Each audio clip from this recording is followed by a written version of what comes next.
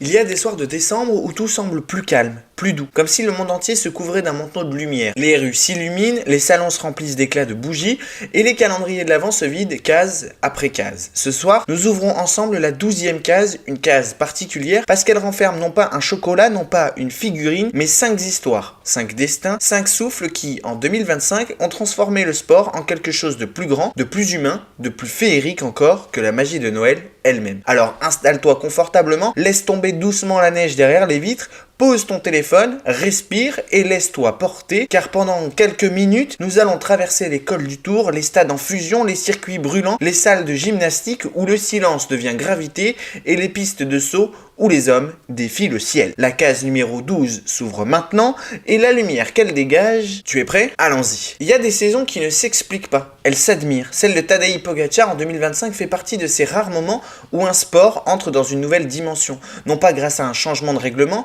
ni grâce à une nouvelle génération, mais grâce à un seul homme qui décide de tout renverser. Dès les premiers mois de l'année, on sentait quelque chose d'étrange. Un frisson dans les classiques, les pavés semblaient répondre à ses coups de pédale, les monts flamands s'inclinaient presque sous son passage. Pogačar n'a pas simplement gagné les classiques, il les a avalés. À chaque attaque, on percevait ce mélange unique entre calcul et instinct, ce moment où on s'est dit « il va y aller, oui, maintenant », et il y est allé.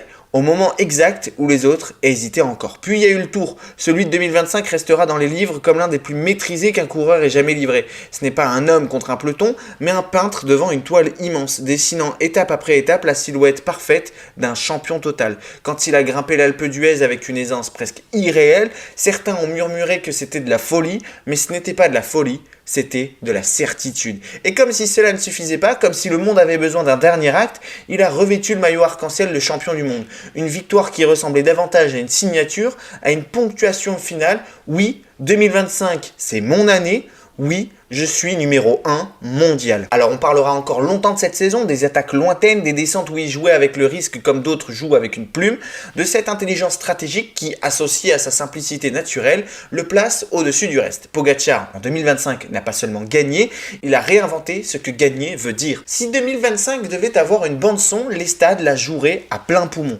Car cette année-là, un joueur a transformé la pelouse en scène, le ballon en instrument, les dribbles en refrain, Ousmane Dembélé. Pendant des années, il a été décrit comme un paradoxe, le talent absolu mais fragile, le génie mais incertain, l'éclat mais trop court. En 2025, toutes ces phrases ont disparu. La musique a changé, cette fois la partition était complète. Tout d'abord, il y a eu la Coupe de France, une compétition qui à première vue semble modeste comparée à ce qui suivra, mais qui a joué un rôle crucial. Dembélé y a retrouvé une confiance différente, un rapport à la responsabilité qu'il n'avait jamais totalement assumé. Son influence était si nette qu'on le sentait, quelque chose se préparait. Puis le championnat, une saison longue, souvent cruelle pour les joueurs irréguliers, mais lui, non. Match après match, décision après décision, il avançait avec une régularité qui surprenait même ses plus fervents supporters. Un Dembélé constant est une arme qu'aucune défense n'est prête à affronter, et cette constance, il l'a tenue jusqu'au bout. Et puis, la Ligue des Champions. Là, les lumières sont plus vives, les fautes plus lourdes, les gestes plus héroïques. C'est là que Dembélé a écrit son chapitre le plus étincelant. Sur les grands soirs, il a livré des partitions qu'on relira pendant des années, dribbles assassins, passes millimétrées, efficacité retrouvée. Il a été le moteur, l'inspiration, l'étincelle. La Coupe du Monde des clubs n'a fait que confirmer ce que tout le monde voyait. Le monde avait un nouveau visage offensif majeur, un joueur capable d'inventer des solutions là où il ne restait rien, un joueur enfin achevé, enfin complet. Et comme cadeau de Noël déposé avant l'heure, le Ballon d'Or est venu couronner une année irréelle. Non pas un Ballon d'Or sentimental ni nostalgique, un Ballon d'Or de performance brute, indiscutable, une évidence qui résonne comme un aboutissement. Ousmane Dembélé, en 2025, n'a pas seulement explosé, il s'est accompli. Le sport, ce n'est pas seulement la gloire, c'est aussi la fragilité. Peu d'athlètes l'ont incarné en 2025 avec autant de sincérité que Lando Norris. La saison a commencé comme un murmure, puis est devenue un rugissement lorsque la Formule 1 est arrivée à Monaco. Le Grand Prix le plus délicat, le plus capricieux, celui où aucune erreur n'est permise. Norris a livré ce qui restera probablement comme l'une des courses les plus maîtrisées de la décennie.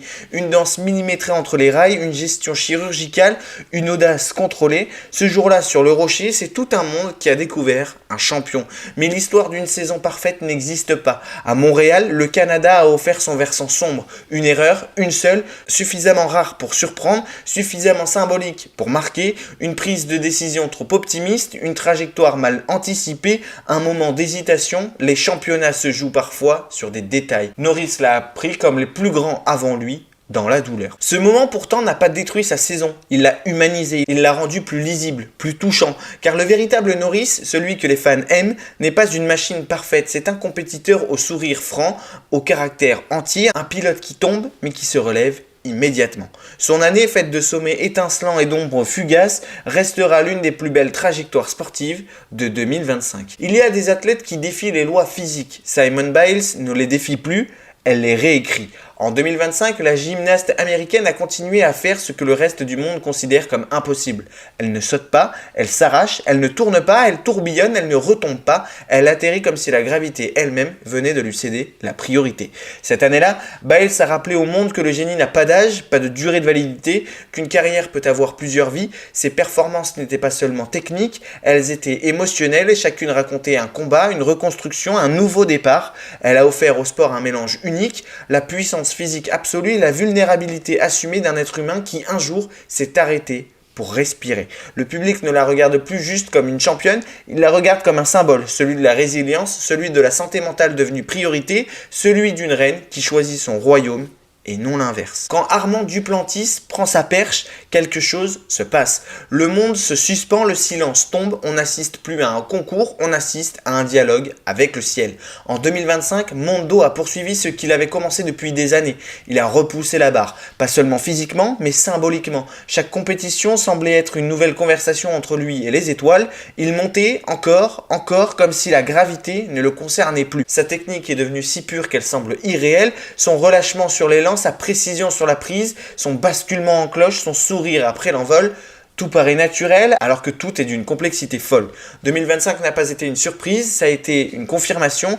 Duplantis n'est pas un champion, il est un phénomène, un point d'équilibre entre grâce et puissance, un artiste dont le pinceau est une perche et dont la toile et le ciel. La 12e case se referme doucement, elle referme avec elle les exploits, les émotions, les frissons de ces 5 histoires extraordinaires, une année entière de victoires, de chutes, de renaissance et de miracles sportifs. Mais ne sois pas triste car demain à la même heure, une nouvelle case t'attendra, la 13e, peut-être encore plus surprenante, peut-être encore plus lumineuse. Alors prends soin de toi, garde un peu de cette magie de Noël dans ton cœur et je te dis à demain pour la suite du voyage.